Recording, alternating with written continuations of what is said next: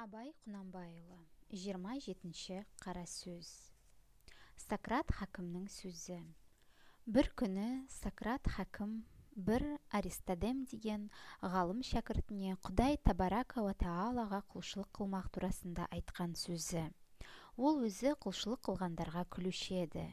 «Ей, Аристодем, ешбір адам бар ма, сенің білуіңше, қылған өнерлері себепті адам таңырқауға лайықты?» деді. Ол айтты: «Толып жатыр, Қазірет, бірінің атын аташы», дейді. Гомерге бәйітшілігі себепті, Софоклге трагедиясы себепті, яғни біреудің сипатына түспестік, Зевксиске суретшілігі себепті таңырқаймын деп соған ұқсаған онан басқа өнерлері әшкере болған жандарды айтты. Олай болса, артықша ғажайыптануға кім лайықты? Жансыз, ақылсыз, құр пішінді жасайтұғын суретші ме? Я жан иесі, ақыл иесі адамды жаратушы ма, дейді. Соңғысы лайықты, дейді. Бірақ ол жаратушы жаратты, өздігінен кез келіп, солай болып кетпей, басынан біліп істеген хикметімен болса, дейді. Жә, пайдалы нәрсе дүниеде көп. Бірінің пайдасы көрініп, білініп тұрады. Кейбірінің пайдасы анық білінбейді. Соның қайсысын хикмет көресің, дейді. Әрине, әшкере пайдаға бола жаратылғанын хикмет десек керек деймін, дейді.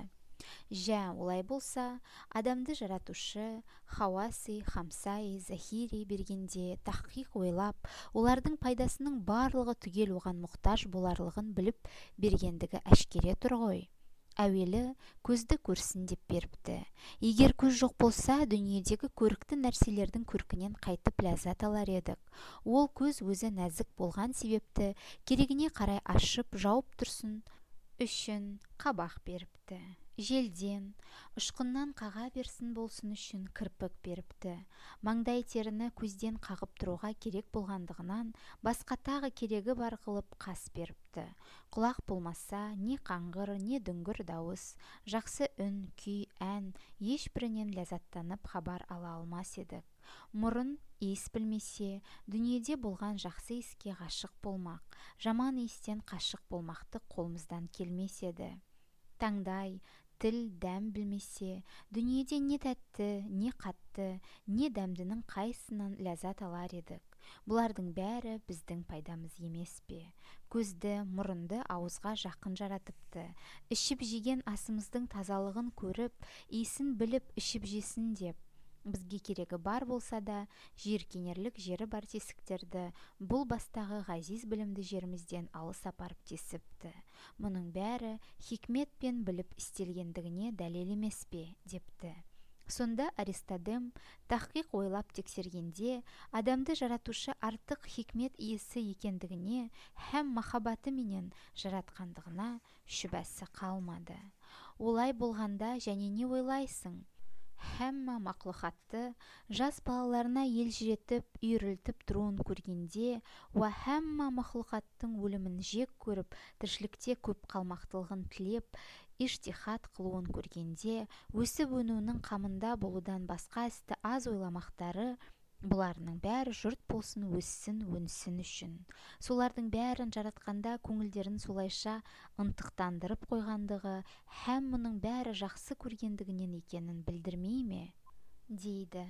Және, «Ей, Аристодем, қалайша сен бір өзіңнен, яғни адамнан басқа да ақыл жоқ деп ойлайсың?» дейді. Адамның денесі өзің жүрген жердің бір битімдей құмына ұқсас емес пе? Денеңде болған дымдар жердегі сулардың бір тамшысындай емес пе? Жә, сен бұл ақылға қайдан ие болдың? Әрине, қайдан келсе де, жан деген нәрсе келді де, сонан соң ие болдың. Бұл ғаламды көрдің, өлшеуіне ақылың жетпейді. Келісті көркемдігіне һәм қандай лайықты жарастықты законымен жаратылып, оның ешбірінің бұзылмай тұғынын көресің. Бұлардың бәріне таңғажайып қаласың һәм ақылың жетпейді. Осылардың бәрі де кез келгендікпен бір нәрседен жаралған ба, яки бұлардың иесі бір өлшеусіз ұлы ақыл ма? Егер ақылменен болмаса, бұлайша бұл хисабына, өлшеуіне ой жетпейді. жетпей тұғын дүние әрбір түрлі керекке бола жаратылып, һәм бір-біріне себеппен байланыстырылып, пенденің ақылына өлшеу бермей тұғын мықты көркем законге қаратылып жаратылды, дейді. Ол айтты: тахқиқ, бұл айтқаныңның бәрі рас. Жаратушы артық ақыл иесі екендігі мағлұм болды. Ол Құдайдың ұлықтығына іңкәрім жоқ. Бірақ сондай ұлық Құдай менің құлшылығыма не қылып мұқтаж болады, дейді. Ей, Аристодем, қате айтасың. Мұқтаж болмағанда да біреу сенің қамыңды жесе, сенің оған қарыздар екендігіне де ұстаз керек пе, деді. Аристодем айтты: ол менің қамымды жейтұғын мен қайдан білемін, деді. Жә, олай болса, һәммә мақлұққа да қара, өзіңе де қара, жанды бәрімізге де беріпті. Жанның жарығын бәрімізге де бірдей ұғарлық қылып беріп пе? Адам алдын, артын, осы күнін үшеуін де тегіс ойлап тексереді. Хайуан артын, осы күнін де бұлдыр біледі. Алдыңғы жағын тексермекке тіпті жоқ. Хайуанға берген денеге қара, адамға берген денеге қара. Адам екі аяғына басып тік тұрып дүниені тегіс көрмекке, тегіс тексермекке лайықты, һәм өзге хайуандарды құлданарлық, пайдасын көрерлік лайығы бар. Хайуанның бірі аяғына сеніп жүр, бір өзіндей хайуанды құлданарлық лайығы жоқ. Адам өзі-өзіне сенбесе, адамды да хайуан секілді қылып жаратса, еш нәрсеге жарамас еді. Хайуанға адамның ақылын берсе, мұнша шеберлік, мұнша дарқарлық, бір-біріне ғылым үйретерлік шешендік, салахият ол денеге лайықты келмейді. Қай өгіз шаһар жасап, құрал жасап, неше түрлі сайман жасап, сыпайылық шеберліктің үдесінен шығарлық қисыны бар. Бірақ адам баласы болмаса, бұл ғажайып ақылды және ғажайыппен жасаған денеге кіргізіп, мұнша салахият иесі қылғаны хикмет пенен өзге хайуанға сұлтан қылғандығына дәлел емес пе? Ол дәлел болса, адам баласын артық көріп, қамын әуелден Алланың өзі ойлап жасағанына да дәлел емес пе? Енді адам баласының құлшылық қылмаққа қарыздар екені мағлұм болмай ма, депті. Абай Кунанбаев. Слова назидания. Слово 27.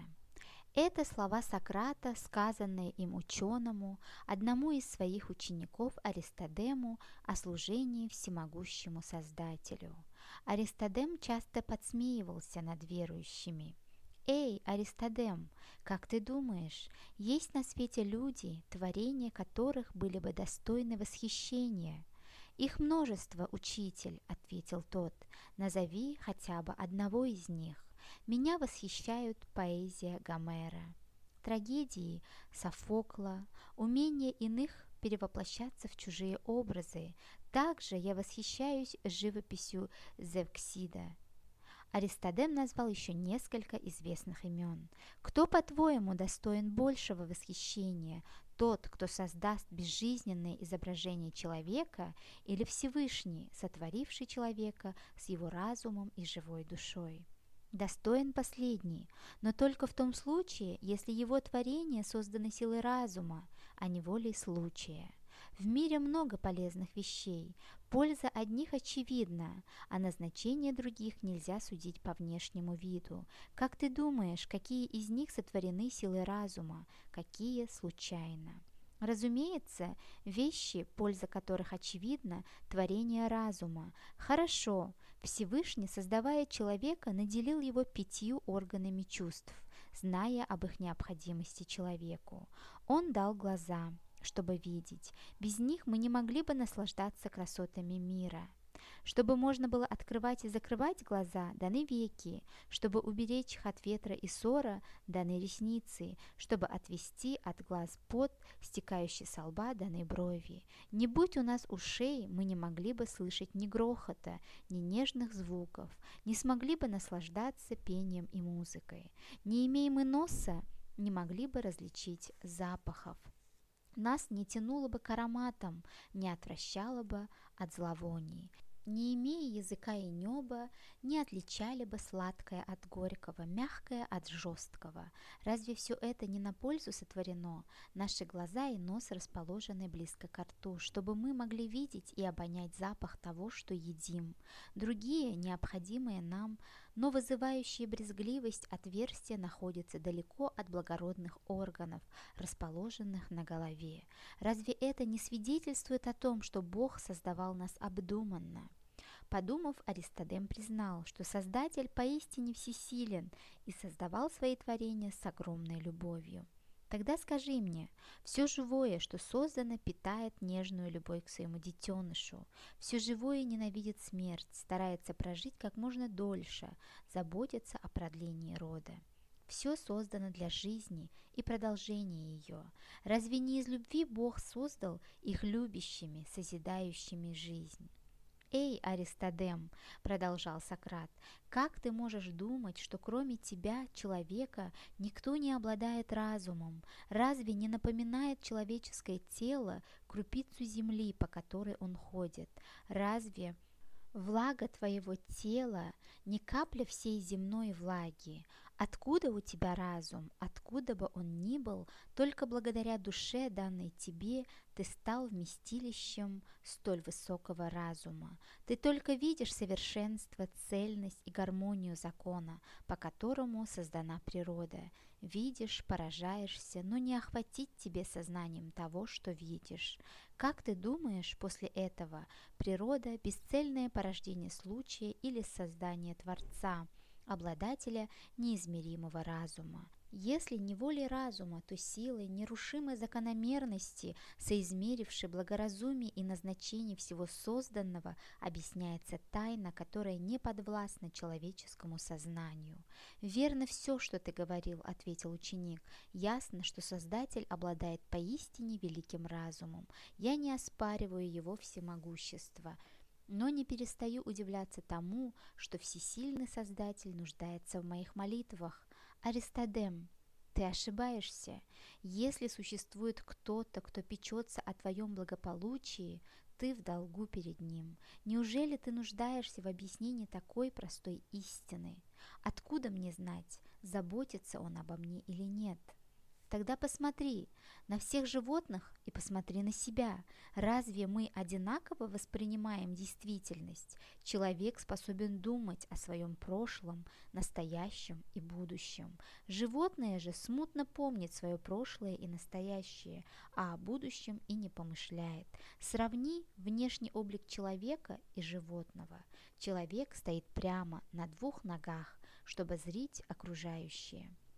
Он способен подчинить своей воле любое животное. Животные же надеются только на свои ноги, на свои крылья, не умеют подчинить себе своих собратьев. Создай Бог человека таким же беспомощным, как животные, тот бы ни на что не годился. Человек сотворен владыкой всего живого на земле.